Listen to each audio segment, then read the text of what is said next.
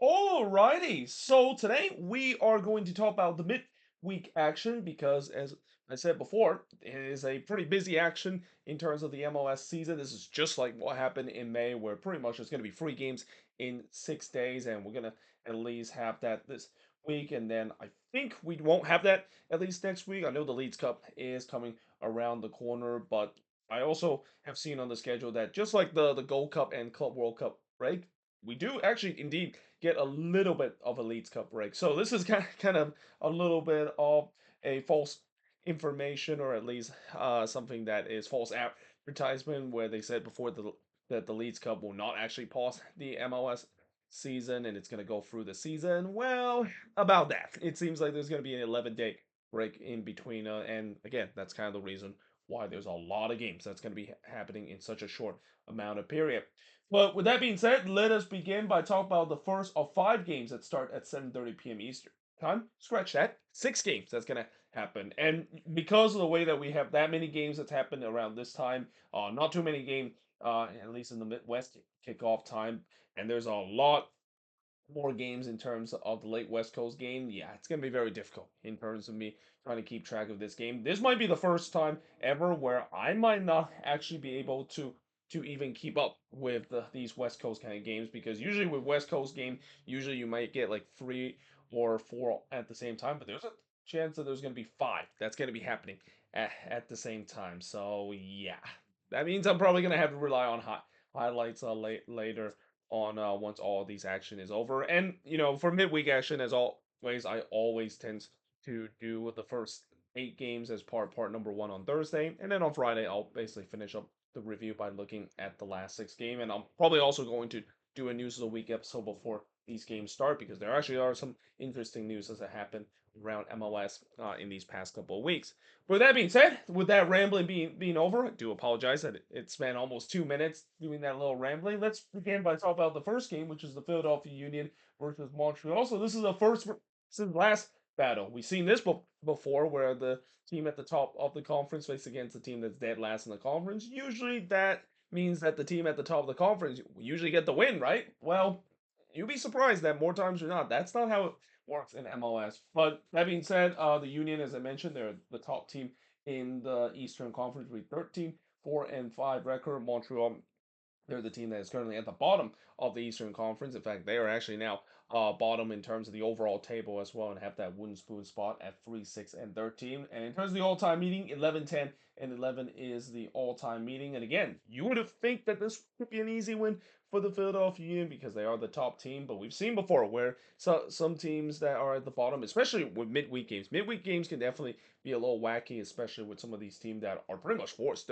to rotate their squad with the way that there's just so many games that has happened in such a quick succession.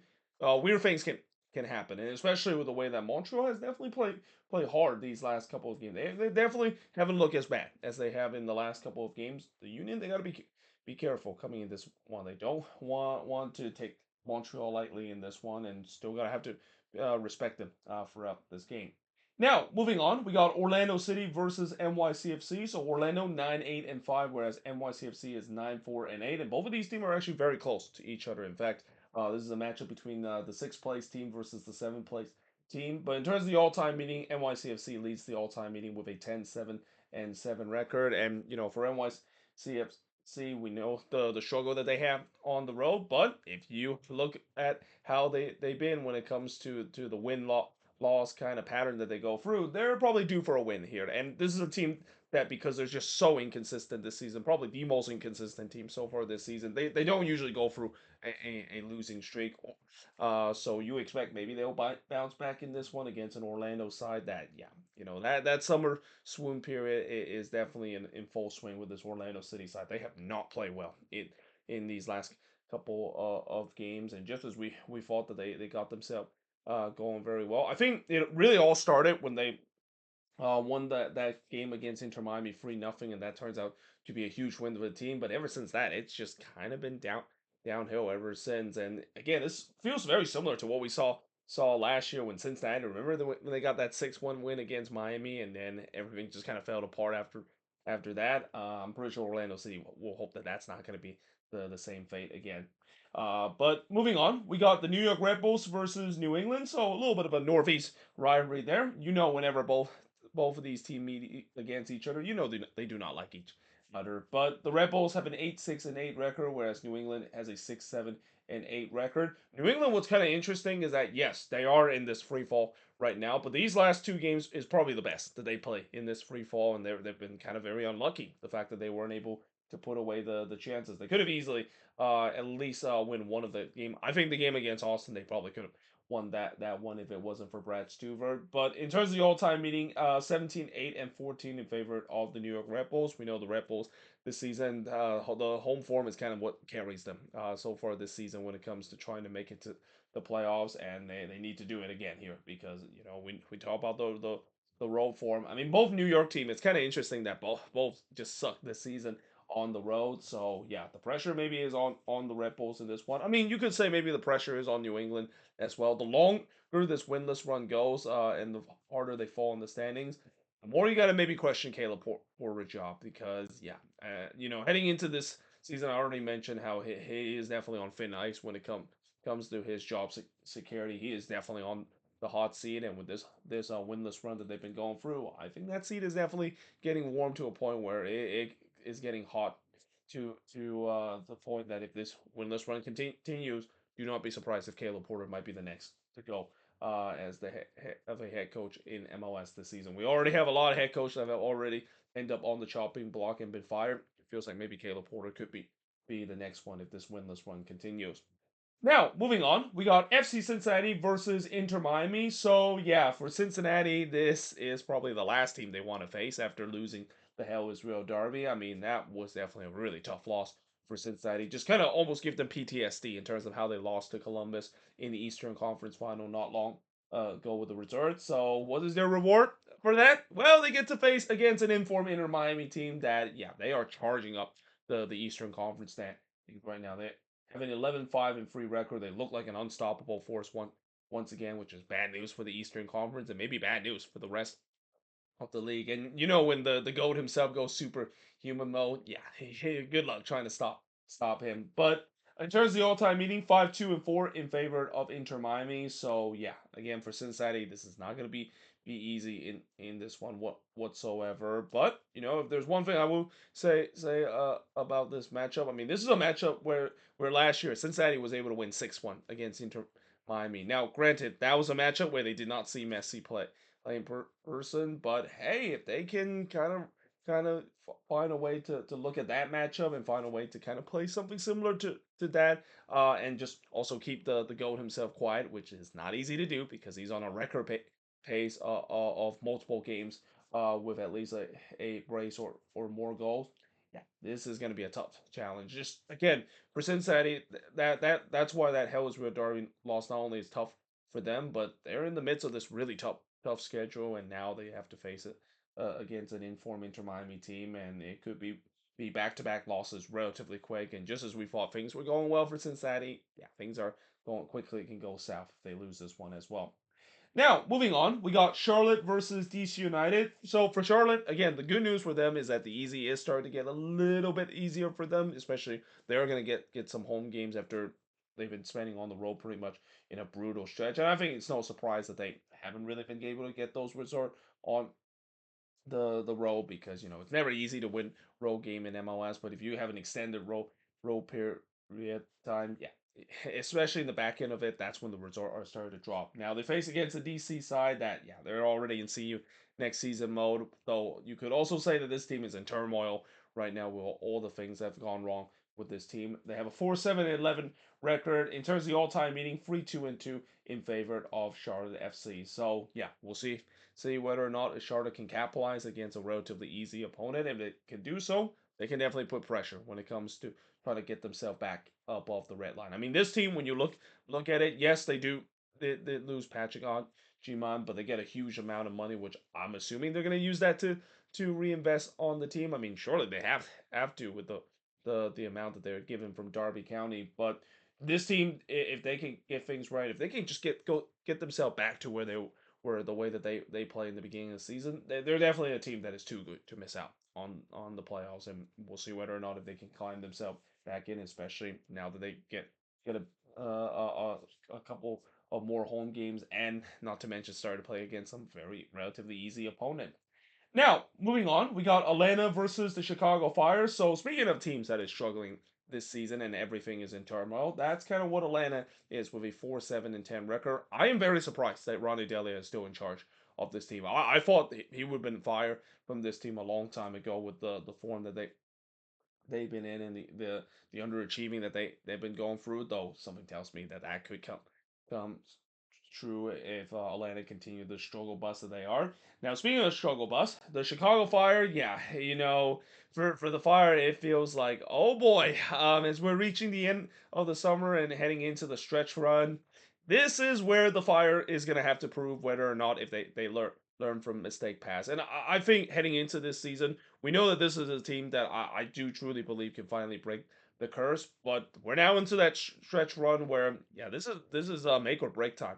This is where we're gonna find out whether or not if this is the old Chicago Fire or they're gonna have a very certified fire moment of just simply collapse around August and September and heading into the stretch run and miss out on the playoffs, or the fact that Greg Berhalter team had learned from that and now that they showed that man forward to try to go on a run near the end of the season. Now the good news is they're playing on the road in this one, and for the most part on the road this season, that's been where they've been getting most of the wins, and this is another opportunity to do so because again, this is an Atlanta team that just cannot win at home, cannot win on the road for the most part, not doing very well. So you got to say that the pressure I would say coming into this one, some might say it's Atlanta because of the way that with how underachieved that they've been. They need to make a late run if you think that Ronnie Daly is going to keep his job, which I don't think that's going to be the case. I think this team this is pretty much a lost season for them with how deep we're into the season and they're how behind they are in the playoff standing. But for the Fire, it's a different story. I mean, they're right there in terms of the playoff race.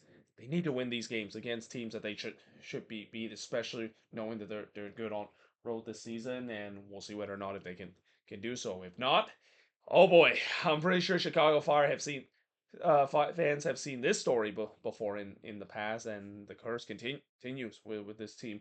Right now, the longest active playoff drought that any team has ever endured.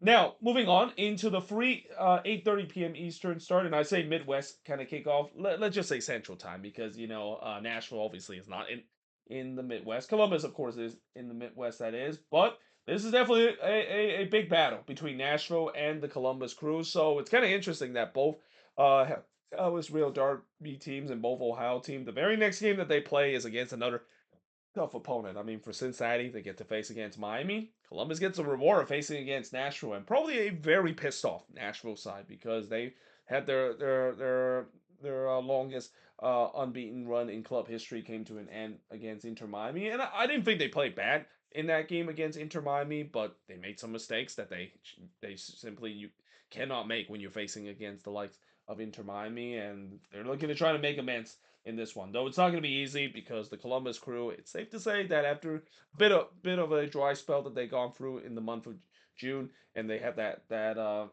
6 game winless run, which was kind of really flying under the radar. Not a lot of people talk about how the Columbus Crew was struggling doing that 6 game winless run. Wilfred Nancy's side seems like they're back on track, and yeah, there's no doubt that it's one thing to of course go into Cincinnati and get the big win, but if they can get a big win against Nashville, yeah, we're talking about a team that is going to be in the hunt for MLS Cup, and we could see another situation where we could see a Miami Columbus kind of game, and if that's going to be the case, Columbus would want revenge in the worst way. But yeah, this game is the first of three 8:30 p.m. Eastern, 5:30 p.m. Pacific start in terms of the all-time meeting, 4-4-2 in favor of the Columbus Crew. So yeah, again, just like what I said about Cincinnati for Nashville, let's see if they can bounce back against a really tough opponent in Columbus, and kind of shows you that yeah, that game that they had against Miami, that was just kind of a blip. I mean, every team is going to have that kind of problem when they face against Miami, especially an informed Miami team that they're not going to get the result at the end of the day. But it's all about how you bounce back after that game. And yeah, this is a tough opponent for Nashville to try to bounce back. But with the way how they've been playing this season, especially at home this year, do not be surprised they can pull off this win against a really good Columbus team. Either way, it should be a box office kind of material. And another game that could be also box office material. And this game, we talk about the big games this midweek. People will say Cincinnati, Miami, Nashville, Columbus. But I think this one is probably the most underrated box office material kind of game. Minnesota and LAFC. And the reason why I say that is Minnesota is in second in the standings. I mean, with the way how the media has been covering, doesn't feel like they're in second in the standing, and I'm fine with that. I mean, Minnesota always have that kind of underdog mentality. They always tend to thrive when the media doesn't talk about them, and it's no surprise that that is the case. Now they face against an LAFC side that all of a sudden they've definitely found themselves some form, and we talked about before where teams that participate in the Club World Cup. Maybe that's kind of a blessing in disguise because they not only get the experience in the world stage, but they get to face against tough team, and if they do well against them, they can translate into the league. And we've seen these three teams that play in the Club World Cup, even though they didn't really do very well except for Inter Miami. You're starting to see that kind of experience has turned well when you come back into league. I mean, Seattle has thrived ever since they come out of that competition. Inter Miami, I mean, we don't have to say too much about them of how informed they've been, and the same goes for LAFC. I mean, they have looked really good. Though I will say that this is a road game for them, and if there's one thing we know about LAFC this season, they are very bad this season when it comes to their road form. The home form obviously has been solid; it's always been, but the road form is where it's been a problem for them, and we'll see whether or not if that could be an issue in this one against a Minnesota team that, again, this team, they're very under the radar right now. They've only lost once in the last 11 games in all competition. It's hard to believe that they've gone through a really good run of form again under Eric Ramsey. And that one loss, by the way, was against San Diego, which is at the top of the Western Conference. So yeah, we'll see how the game, of course, would turn out, and especially if the Loons can get the big win in this one against LAFC, that just adds another statement of the fact that this team is for real, and that I don't want the media to, of course, get too hyped up on them because this team always tends to do well, as I mentioned, when the medias aren't really on their back, but they are definitely a team that, depending on what happened in this game, if San Diego drop points against Toronto, they can go themselves at the top of the Western Conference after this one. Now, moving on, we got Houston versus the Vancouver Whitecaps. So, speaking of the top of the Western Conference, the Whitecaps for a long time was in the top of the Western Conference. Things have kind of fell apart for this team ever since that. And again, maybe that has to do with the fatigue factor of this team when they have to play so many games in such a short amount of period, and not to mention they don't really have the depth to do so. It is no surprise that things have not looked good for Jasper Sorensen's side. This has been the roughest patch that Vancouver has gone through this season. Now they face against a Houston Dynamo side that, yeah, the last game, that was a huge letdown for the Houston Dynamo. I mean, they got a big win against San Diego. They got all the momentum, and then they lost that game against RSL. And it wasn't really a bad game for them. They actually played well against Real Salt Lake. They just couldn't finish. And in this one, they're definitely going to have to show their finishing. And especially, I cannot believe I'm saying this, but the Houston Dynamo this season have not been good at home. They are one of those teams that have struggled at home, which is kind of unthinkable considered for most years. This is a team that always do well at home. So we'll see whether or not if that could change in this one against a Whitecaps team that Jasper Sorensen's side desperately need a win. And I know that they've been going through a lot of that adversity, and I've talked about how great they overcame adversity throughout this season. But this might be one of the tougher ones, especially this bad run of form and this kind of losing run that they have, because if they don't turn things around relatively quickly, yeah, they can falter themselves down in the Western Conference. And that would be such a shame too, because they play so well for the first half of the season. But is this maybe an example of a team maybe peaked too soon? Did the Whitecaps peak too soon, and now they're paying the price as a resort? But we'll see whether or not if that is the case. We'll see whether they can get that big win that they desperately needed to show the rest of the West, and also show the rest of the league that they are still for real. This is the Cinderella story. Have not turned pumpkin just yet. Now, moving on into the late West Coast kickoff. Again, this is probably the first time in a long time where we get 5 games that's happening past 7 o'clock my time. Very unusual to see a lot of West Coast team playing in the middle of the week. But we start off with Seattle versus the Colorado Rapids. Now, this game does start a little bit earlier, 10 p.m. Eastern, 7 p.m. Pacific, though it's on FS1.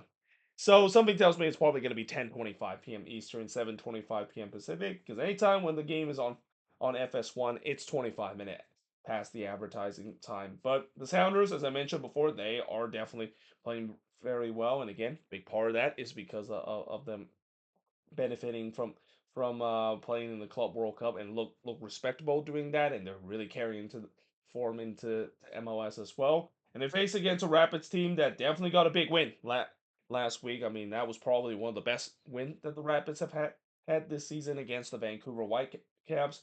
But the problem for the Rapids this season is that there's a lot of inconsistency with this team. They could look like a team that could be go at the best and could look very well against them, and then the very next week or the next game they just look completely off. And not to mention they're going to a place where they have not had a lot of success. I mean, the Sounders, we have seen them do this against other teams where they have a godly record in terms of the all-time record, and it's kind of the same case with this one. 25-7-7 in favor of the Sounders in this one, and especially the Rapids. It's been a long time since they have been able to go to Lumen Field and get a result. So this is not going to be an easy task to do so, especially with how good Seattle has been. But we'll see whether or not if that is going to be the case. Now, moving on, we got the San Jose Earthquakes versus FC Dallas. So, of all the games that we've seen so far, I mean, would you say this may be a desperation derby for the midweek? Because the Quakes, yeah, I mean, things are falling apart for this team. 7-7-8 is the record, whereas Dallas has a 5-6-10 record. And what's kind of interesting with the way that things are kind of falling apart for this team, it kind of really started similar to last year, where once they got exit in the U.S. Open Cup, or actually no, not that. Once they had that brutal loss against the Portland Timbers, where they kind of got hosed by the referee a couple of times, they basically fall apart for the rest of the season. Guess what happened recently? They definitely got hosed by the ref in the game against Austin in the Open Cup quarterfinal, and now it feels like this team is kind of going through a downward turn. And what's concerning about the Quakes, I would say, is the fact that now the goal scoring cannot not alleviate in terms of how bad the defense is for this team. I mean, for a while the goal scoring has been great enough where it mitigates in terms of the issue that they have on the defensive front. But now all of a sudden the goals are starting to kind of dry up a little bit for this team. Now the good news is they face against a Dallas team that they just scored four against them not long ago on the road, and this is also a team that the Quakes tends to do relatively well against Dallas. In fact, the all-time meeting 13-5-7 in favor of the San Jose Earthquakes. So you would expect them to get the win in this one and try to shake off what has been just a rough week for this team. I mean, last week was probably one of the worst weeks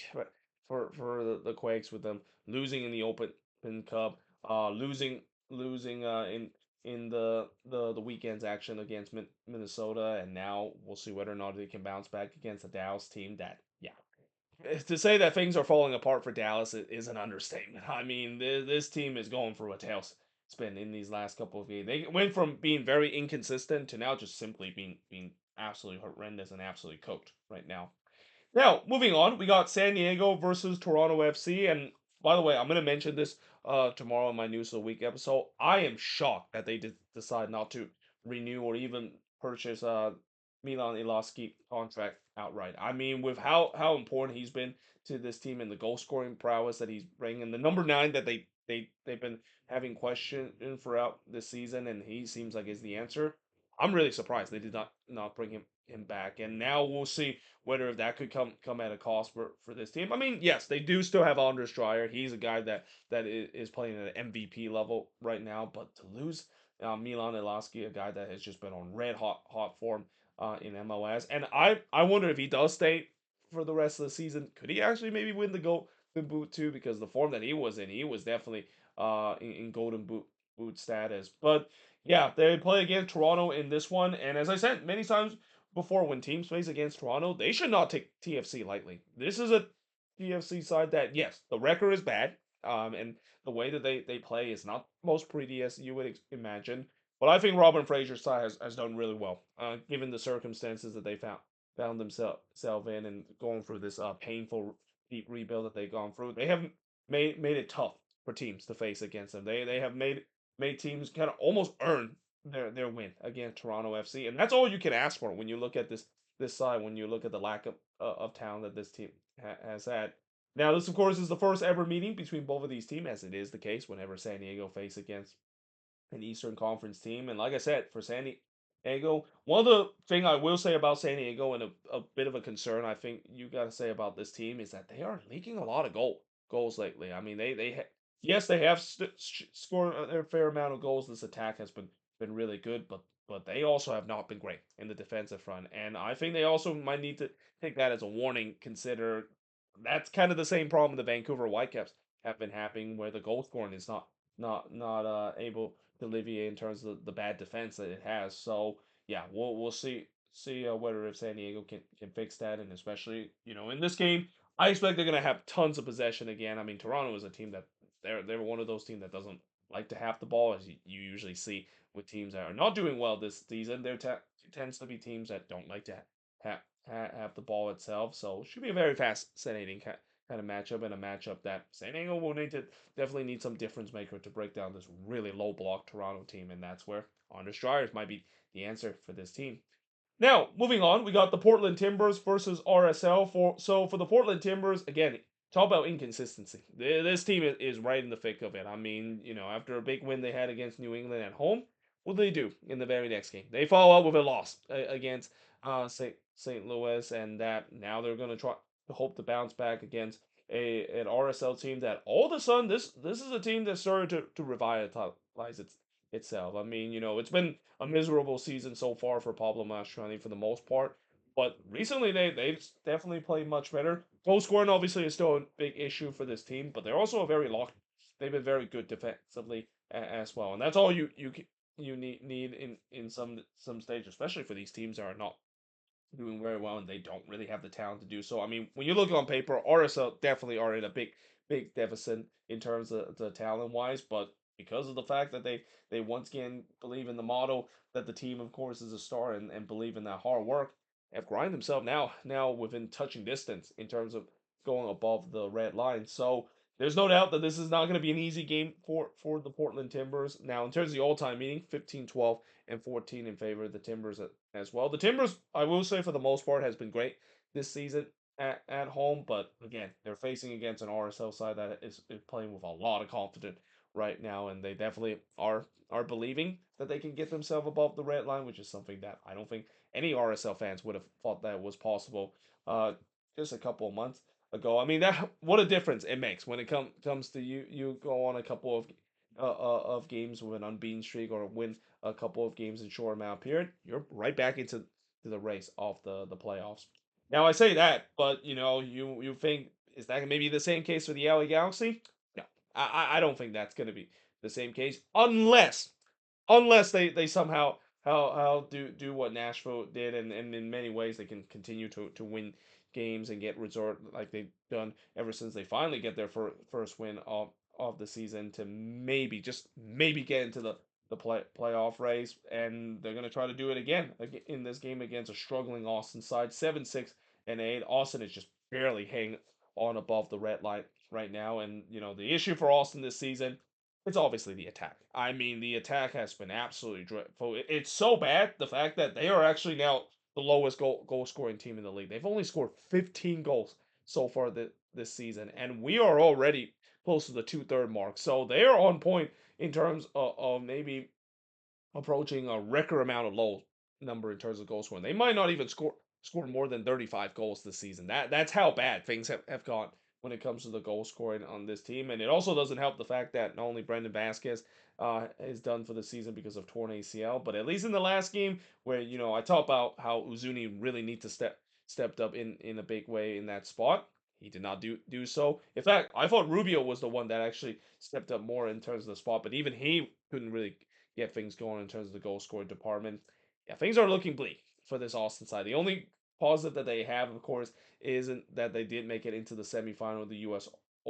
Open Cup, but yeah, they get to face against Minnesota in that game, and Minnesota is an absolute juggernaut right now. So I mean, we'll see what happened when we get to that that stage of play. I mean, the Open Cup semifinal is still a long ways out, but right now I think Austin is probably fortunate that they're not playing the semifinal relatively quick against Minnesota, because if that was going to be the case, I'm pretty sure Minnesota should be able to easily handle Austin and make it to the final. But at least in this game, they focus against a Galaxy side that, like I said, this is a Galaxy side that has really revitalized itself. A big part, I think, the reason why the Galaxy have revitalized itself, Josip Painter has started to look like his old self. He has really played well in these last couple of games. Gabriel Peck is still kind of struggling a little bit, but at times he has kind of shown his good ability. And then, not to mention Marco Royce, when he's finally healthy, he's finally started to show his work in a bit. And the good news for the Galaxy, like I said, they are gonna get Ricky Pooch back. I don't know if they're gonna get him back until probably the earliest in August, but he's coming back soon. And again, I will say the same thing I said in the review with the Galaxy. I don't think they need to rush Ricky Pooch. I know that it's very tempting for them to do so, especially if they're starting to get on a winning streak and get close to make it into the playoff race. But last thing you want is to rush your star player and injure your main player, because I still do think that it's too little too late for the Galaxy to make a run. Like, unless if they go on this miraculous run, I don't think they're gonna make it to the playoffs. Like they dug themselves way too deep of a hole to begin the season. And I know getting back Ricky Pooch might give some more wins in the second half of the season, but might not be enough for them to get themselves into the playoffs. They may be making it interesting, but I think they might just run out of time at the end of the season. But there you have it. That is pretty much it when it comes to looking at all of these games for match week. I believe it's number 24, that is, in terms of the midweek action. But either way, hope you guys enjoyed this video. If you do, make sure to like, smash the subscribe button. As always, let me know in the comments below what do you think of these games. And yeah, hope you guys enjoyed this video, and I will see you guys next time.